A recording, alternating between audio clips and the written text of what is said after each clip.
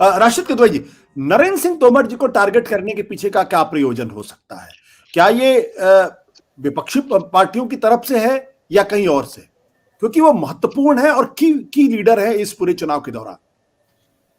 Yes, तो जी देखिए, आपके सवाल में ही उसका कुछ जवाब छुपा हुआ है। देखिए, विपक्ष की हम जानते हैं कि ऐसी क्षमता नहीं है। आज मध्य प्रदेश में और देश के बहुत से हिस्सों में बात होती है कि हम कोई चीज फेसबुक पे अगर पोस्ट करते हैं और खासतौर से कोई विवादास्पद बात हो, कोई चीज जो सब्सटेंशिएटेड नहीं हो, कोई चीज ऐसी हो जिससे किसी का नुकसान हो रहा हो, खासतौर से जो सत्ता पक्ष में, फौरन मुकदमे दर्ज हो जाते हैं, पुलिस फौरन कार्रवाई करती है। और उसका सबसे बड़ा उदाहरण फेसबुक और सोशल मीडिया के पोस्ट होते हैं, या उससे कहीं ज्यादा गंभीर मामले हैं, वीडियो है जिसको हम लैब से सारी की सारी चीजें ऑथेंटिकेटेड हो जाती है। मध्य प्रदेश में जिस तरीके से भाजपा में चुनाव लड़ा गया है शुरुआत के दौर से ही, पहले शिवराज जी का नाम बोलबाला, फिर एकदम से 7-8 लोगों का आना, और फिर उसके बाद में तो बड़ा, और एक मुझे एक प्रथम दृष्टि में ये भी नजर आता है राजनीतिक रूप से, अगर आप देखें कि चुनाव में दो ही बातें हो सकती हैं, या तो भाजपा को कामयाबी मिलेगी, और कामयाबी मिलेगी तो तमाम चीजों के ऊपर एक तरीके से उसके ऊपर एक ढका जा सकेगा, और अगर कामयाबी नहीं मिलेगी तो ब्लेम करना होगा, और ब्लेम में तमाम लोगों को दोषी, और मुझे लगता है कि इसमें पूरा जो भाजपा से संबंधित जितने भी एक ज्योतिरादित्य सिंधिया को छोड़ के, और ज्योतिरादित्य सिंधिया भी उसमें से जिम्मेदार इसलिए होंगे क्योंकि ग्वालियर चंबल में अगर भाजपा का प्रदर्शन अच्छा नहीं होगा तो ज्योतिरादित्य सिंधिया के पास में कोई 1 और 11, मतलब 1 और 1 2 भी नहीं हुए, 1 और 1 मतलब माइनस हो रहे हैं, 0 हो रहे हैं, जो वहां की जो स्थिति है। तो इन तमाम परिस्थितियों में लगता है कि कुछ अंदरूनी मामला है। मुझे लगता है कि ये कुछ उसमें पॉलिटिकल षड्यंत्र है, कॉन्स्पिरेसी है। उसमें क्या नरेंद्र सिंह तोमर को नीचे करने का कौन आदमी चाहता है, और वो क्या आदमी इतना शक्तिशाली है, और जो केंद्रीय एजेंसीज है वो बड़ी मतलब पहली नजर रखती है इन सारे मामलों में। और तमाम हमारे मित्रों ने, राकेश जी ने और संजीव ने इन सब चीजों का जिक्र भी किया कि कैसे महादेव ऐप, जो बड़ी तोता मैना की कहानी भी लगती है, यहाँ भी तोता मैना की कहानी लगती है मुझे इन सारी चीजों में, लेकिन वो सब चीजें मतलब चल रही है, खूब बढ़िया उसका हो रहा है, उसका कोई, तो इसमें कुछ बड़ी, इसका मतलब मुझे लगता है कोई गूढ़ राजनीति हो रही है, और गूढ़ राजनीति उन्हीं लोगों की तरफ से हो रही है जो बहुत ही कंफर्टेबल है, जिन्हें लगता है कि चित भी मेरी पट भी मेरी।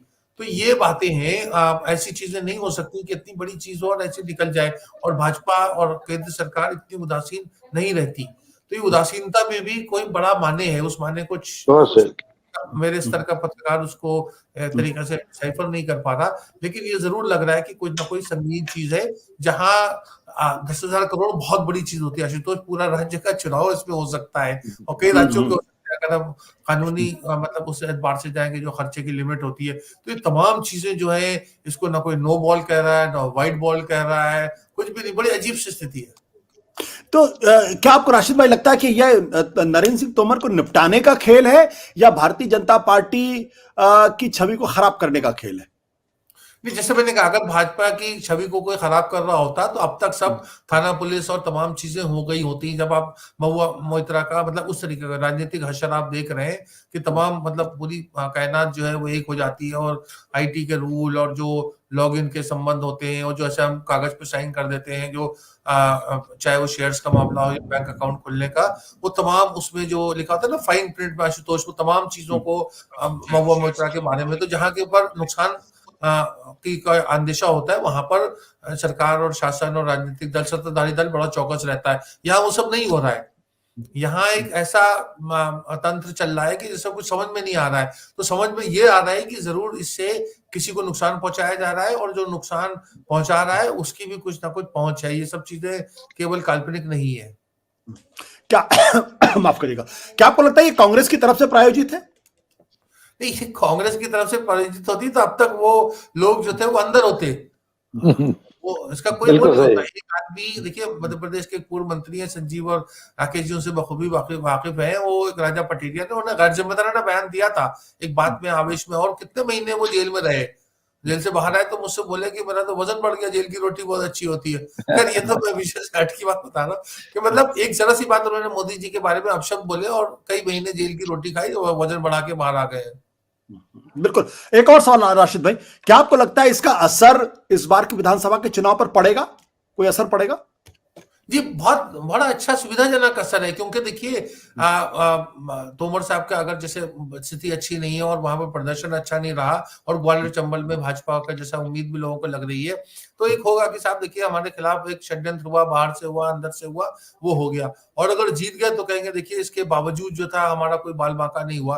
तो राजनेता बड़े इस मामले में मतलब समझदार होते हैं, उन्हें पता होता है कि कैसे अपना पक्ष से वो बचा सकते हैं। देखिए अफसोस की बात ये है, और आशुतोष मैं जानता हूँ बहुत संवेदनशील व्यक्ति है, कि इसमें जो पूरा जो हमारे यहाँ का जो व्यवस्था है, और खास तौर से जो काला धन या इस तरह की चीजों की जो इकोनॉमिक ऑफेंसेस होते हैं, उनके प्रति जो हमारा जो एजेंसीज है उनको बड़ी उनकी स्थिति खराब हो रही है, और इसमें जनता में एक अविश्वास की भावना हो रही है। चाहे वो दिल्ली का लिकर गेट का मामला हो, चाहे वो इससे पहले जो चिदम्बरम के ऊपर कार्रवाई हुई, या पूरा ईडी का जो काम करने का तरीका है, इसको मैं कांग्रेस भाजपा की नजर से नहीं देखता हूँ। मुझे लगता है कि लोगों में देखिए कानून, पुलिस, कचहरी का जो रुतबा और जो डर और इकबाल था वो खत्म हो रहा है, और वो बहुत ही ज्यादा पॉलिटिकली मोटिवेटेड हो रहा है। ये बड़ी चिंता का विषय है।